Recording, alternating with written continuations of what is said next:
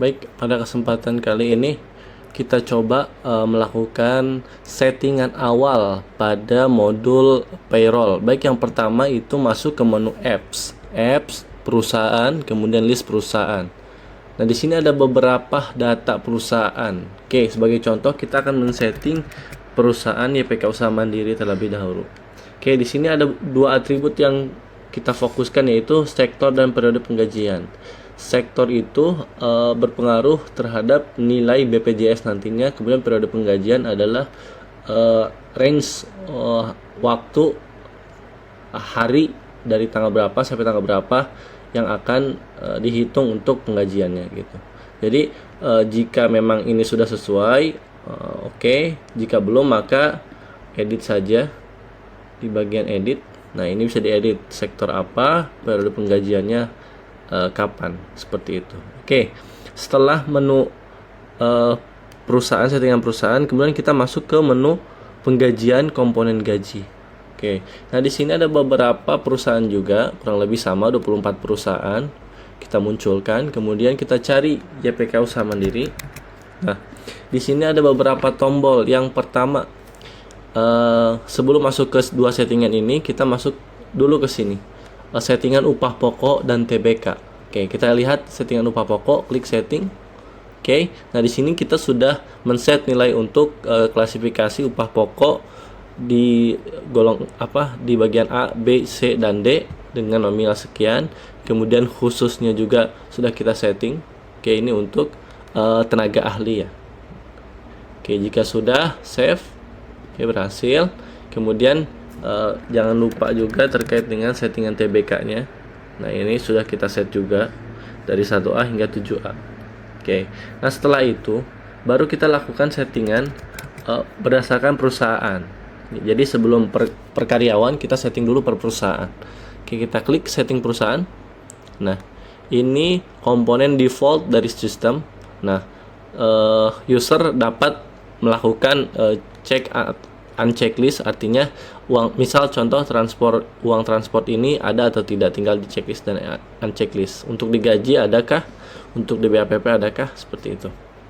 Oke, kemudian kita scroll ke bawah, ini ada beberapa komponen yang sifatnya bisa checklist unchecklist, atau ada juga yang sifatnya sudah fix, artinya sudah baku, sudah tidak bisa di checklist unchecklist. Oke, kemudian ada komponen tambahan nih di sini, settingan komponen tambahan. Yang pertama ada komponen akhir kontrak. Nah, ini komponennya apa aja nih? Ada upah pokok, uang makan dan lain sebagainya. Kita pilih yang nomor 3. Oke, kemudian untuk persentase penambahan uang akhir kontrak berapa persen? Kita inputkan 15%. Kemudian komponen uang cuti, kita pilih yang ini. Kemudian ada skema pembayaran BAPP-nya, ini dicicil atau di akhir atau manual. Oke, kita set manual saja gitu ya. Kemudian ada skema pembayaran BAPP, ini ada awal, cicilan, akhir, manual. Kita pilih manual. Kemudian ada settingan komponen THR. Nah, ini komponen THR bisa dipilih nih apa saja, upah pokok, TBK, uang makan, uang transport, misal seperti itu. Oke, kemudian adjustment nanti muncul nggak di BAPP ya. Kemudian status jeda BPJK, BPJS tenaga kerjaan ya. Ini jeda atau tanpa jeda atau tidak. Kita set tanpa jeda. Oke. Kemudian perhitungan lemburnya. Nah, ini pembulatan atau real time. Nah, kita set pembulatan. Oke. Jika sudah disetting per perusahaan, maka klik submit untuk menyimpan. Oke, berhasil. Maka kita akan melanjutkan settingan untuk per karyawannya. Nah, ini ada beberapa karyawan. Defaultnya kita munculkan 10, namun user dapat memfilter misal per 50 filter, jadi 50 karyawan langsung dimunculkan dalam satu halaman seperti itu. Oke, nah ini secara default masih banyak yang kosong gitu. Kemudian atribut yang settingan ini defaultnya mengikuti dari settingan per perusahaan yang tadi gitu. Jadi awalnya adalah settingan per perusahaan, kemudian dia mengikuti ke karyawan, namun di sisi karyawan nanti juga bisa berbeda-beda, artinya tidak harus sama dengan settingan perusahaan. Oke, kita contoh. Oke, beberapa karyawan ini kita setting untuk upah pokoknya dulu. Nah, settingan upah pokok ini ada dua macam. Yang pertama refer atau non-refer. Ketika non-refer itu artinya bebas menginputkan nilai berapapun. Namun ketika refer, nah ini akan menyesuaikan dengan settingan upah pokok atau yang tadi di perusahaan itu. Nah, ketika kita set river, maka dia mengikuti 4.600.000 sesuai dengan klasifikasi yang tadi. Begitu juga yang TBK, ketika river, nah sudah menyesuaikan gitu seperti itu. Oke, kita contoh kita setting secara rombongan ya, secara rombongan artinya nggak satu-satu gitu. Kita bisa langsung set berdasarkan beberapa karyawan. Klik checklist semua gitu kan. Kemudian setting nilai, pilih upah pokok. Nah, ini semuanya mau di refer atau enggak gitu. Ya. Nah, ya. Oke, nah ini sudah ter-refer semua. Namun ada beberapa karyawan yang tidak ter-refer karena di sini klasifikasinya dia kosong. Nah, untuk yang tidak refer ini kita set manual saja, artinya kita inputkan nominal secara free text gitu. Kita checklist. Oke. Kemudian kita set nilai upah pokok. Upah pokok tidak refer, nominalnya kita set berapa? Misal 4 juta. Artinya yang tadi kita checklist yang tidak nge-refer, maka nilainya kita set 4 juta seperti itu. Oke, untuk upah pokok kita simpan dulu. Simpan. Oke, upah pokok sudah. Kemudian begitu juga TBK. Kita set semuanya secara refer dulu ya, TBK. Refer ya. Oke. Nah, ini ada beberapa perusahaan yang sudah ter-refer, ada juga yang belum, masih kosong. Nah, untuk yang masih kosong ini kita coba isikan dengan free text.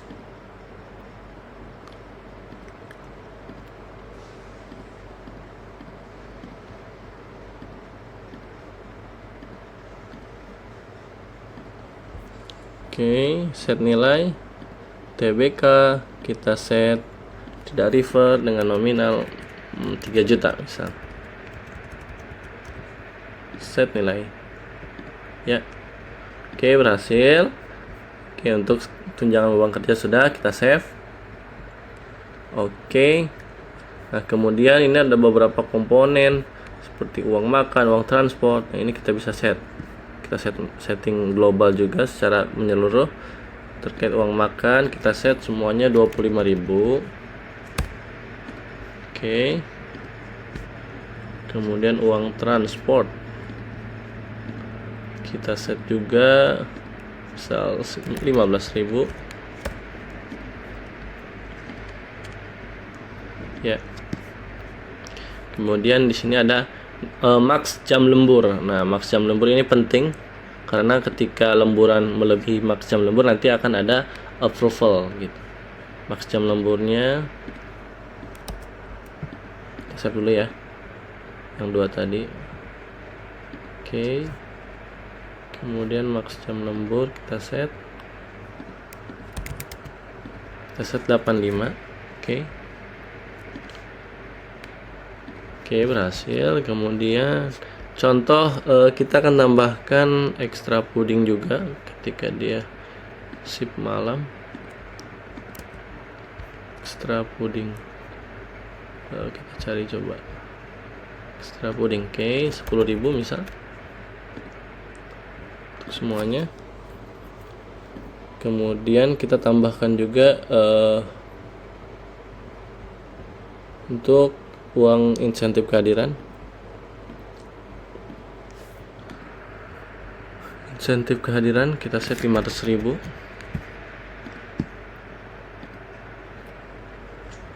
Oke, kita save dulu. Kemudian tunjangan shift contoh. Kita set juga tunjangan shift. Tunjangan shift. Tunjangan shift kita set 1 juta misal. Set nilai. Oke. Hasil kita simpan. Oke, sudah.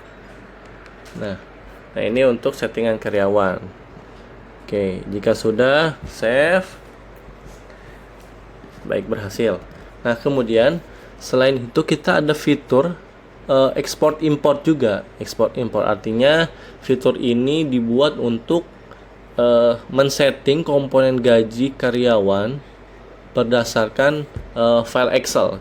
Oke, contoh kita ekspor dulu. Nah, ini kita ekspor, filenya kita buka.